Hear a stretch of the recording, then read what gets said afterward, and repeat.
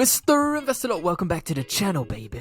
This video right here is a video you've been waiting for. It's a video you want to see. So we're going to be talking about the Sapphire system and the universities that adopted it. We're going to be talking about what they're working on, who funded it, and exactly how much money there is. We are then going to talk about Cathie Wood as well and what she has seen happening within the market in terms of oil, commodities, and how some of these researchers were ahead of the curve in using bionanogenomics Sapphire system. I hope you find this super interesting, valuable, entertaining, but always remember, none of this is financial advice. It's for entertainment only. And if you'd like to support the channel, please click the subscribe button. Please hit the like button. If you want to drop me some donations or tips, please use the PayPal link below or join channel memberships. I love you, and let's get into this video. First things first, Cisco Trader was talking about the University of Nottingham seeking a position for a bioinformatician. They run bionano Sapphire.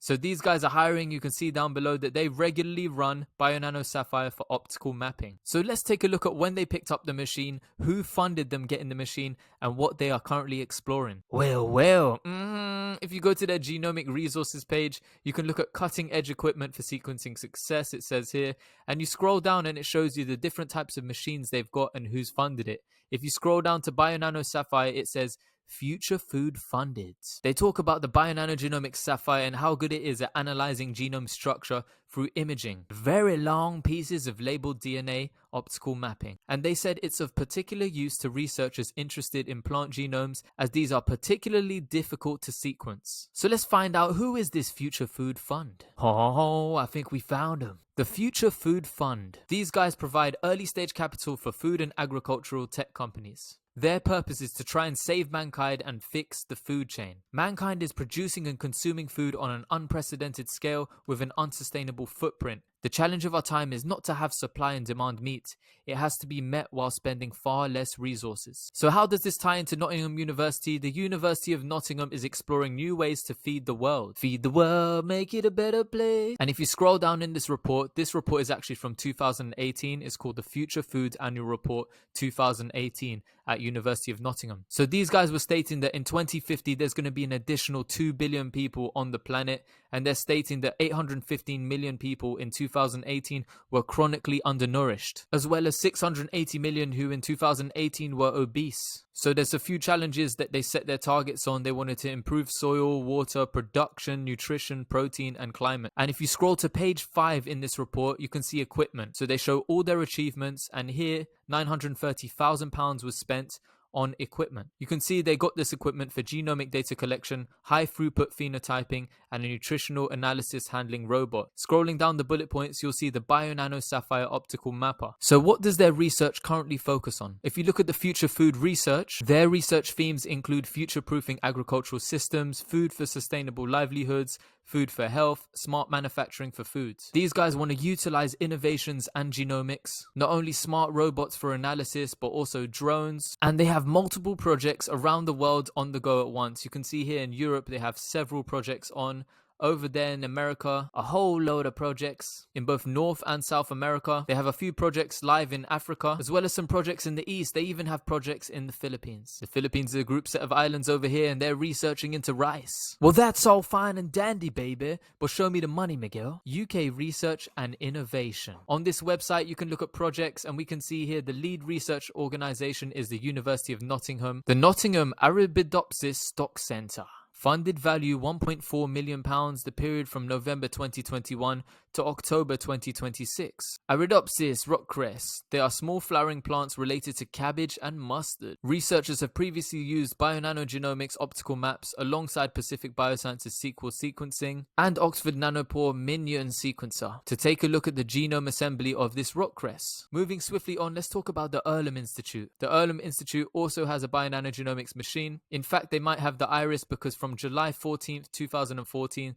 they said that TGAC becomes a center of excellence in the UK for groundbreaking whole genome mapping technology, all the way back in 2014. And I want you to take a look at all of this funding. You can see it's been awarded to the Earlham Institute and Matthew Derrick Clark. This was for sequencing the strawberry back in July 2016 to 2017. They got some money in 2014 for also looking at the potatoes. But more recently, a few years ahead of the curve, they were actually looking at wheat. In fact, there's £2.6 million here looking at wheat. Also, Earlham Institute got funded another £1 million in May 2017 for wheat pangenomics. They say that bread wheat is one of the UK's most important crops and the world's most widely cultivated cereal. And then a year later on, from 2018 to 2021, the Natural History Museum got funding for wheat pangenomics also. So the Earlham Institute getting funding to explore Triticeae genomics for sustainable agriculture. Triticeae, major crop genera found in this tribe, including wheat, barley and rye, including some for human consumption, others used for animal feeds or rangeland protection. So now Kathy from ARK Invest was talking about the oil markets and how she was wrong there,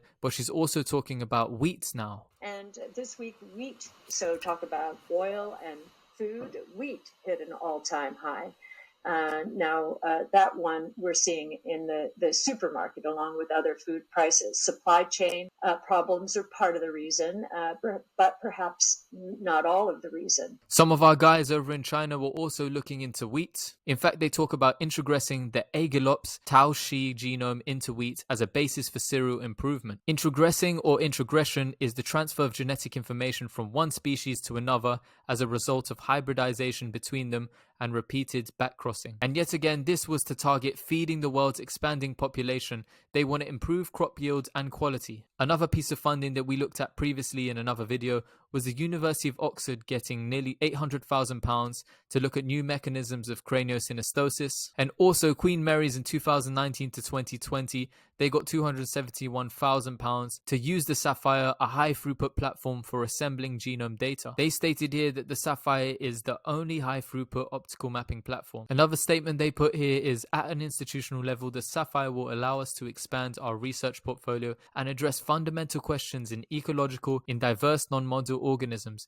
which range from trees and bacteria to mammals and annelids. Annelids, also known as ringed worms or segmented worms, can even include leeches. One of the nice things about this is looking at their planned impact. When they spoke about the Sapphire being the only high throughput optical genome mapping platform, they said that installing it at Queen Mary's University will provide a new level of capacity in genomics research, both locally and among the NERD community. It will allow us to generate gold standard chromosome scale assemblies for hundreds to thousands of individuals, regardless of genome size. Due to its unsurpassed throughput and cost effectiveness, the Sapphire is in demand. Our facility will help remove current bottlenecks in ecological genomics research in the UK and will offer new opportunities to study biological phenomena at unprecedented scales, such as the role of structural and epigenetic variants in ecological responses to environmental change. And then they offered here what it could help with. So they said the Sapphire offers wide range potential benefits. For example, Queen Mary's Professor Buggs is using genomics to uncover the genetic basis of resistance to diseases in trees. So this includes the ash dieback, which has decimated the UK's ash population and has cost an estimated £15 billion.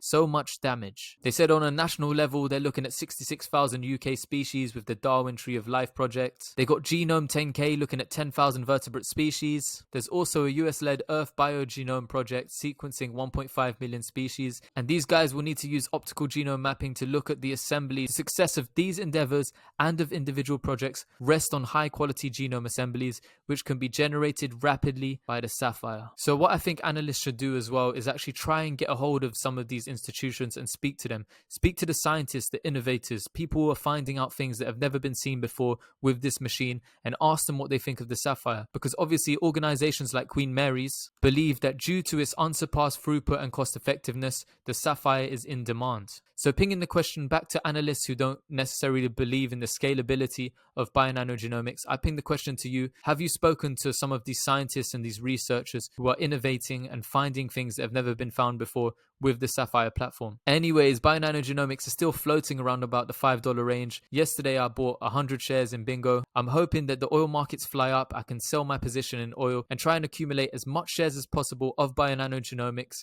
If it drops into the $4 range, I want it at like $4.50. I'm going to be increasing my position heavily in BNGO because I believe adoption and revenue growth is on the way. I believe in the company, but I really believe in the tech, the Sapphire, and what it can do in the future and give so much value to so many different industries. Please remember, this is not financial advice, it's for entertainment only. So if you enjoyed this video, please subscribe to the channel, hit that thumbs up because it really helps the video reach all the others. We have 10,000 people here. I would love for them all to see this video. And if you're able to support the channel in any capacity, if you want to drop some donations, join channel memberships or the Patreon, I'm extremely grateful and I love you guys. Thank you so much for always supporting me. Always remember, none of this is financial advice, it's for entertainment only. I wish you the best and I'll catch you in the next video. Mr. Investor Lot, over and out, baby.